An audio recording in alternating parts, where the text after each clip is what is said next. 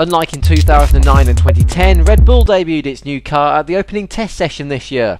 Despite it therefore spending less time in the wind tunnel, chief designer Adrian Newey has total faith in the RB7 chassis.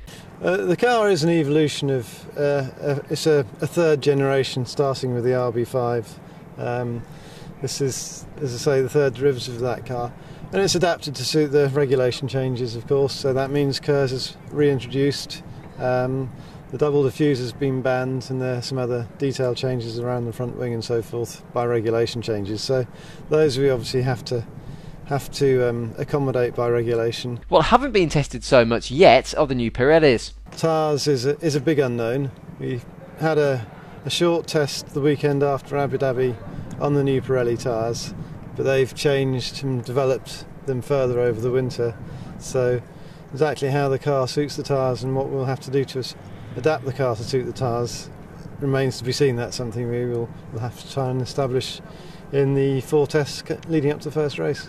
The new adjustable rear wing seems to be the main talking point, but packaging the kinetic energy recovery system is no easy feat either. KERS is a challenge. We're using the Renault system. It's probably a little bit on the heavy side, but it's something that was developed 2 years ago. We tested very briefly with it at the start of 2009, but elected not to race it through 2009.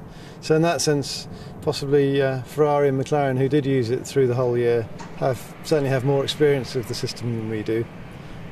We've tried to package it in a way that minimises the aerodynamic penalty of having the KERS on the car. And then after that, it's trying to keep the car underweight, particularly with Mark, who's on the heavier end of the driver. Although new challenges for the drivers aren't necessarily the same as those for the designers. The main regulation change really has been the banning of the double diffuser. That's quite a big downforce reduction. It takes us back to where we were at the start of 2009, so we have to try and develop as much as we can to recover that lost downforce. We're still behind where we finished last year. We'll just keep chipping away at it really.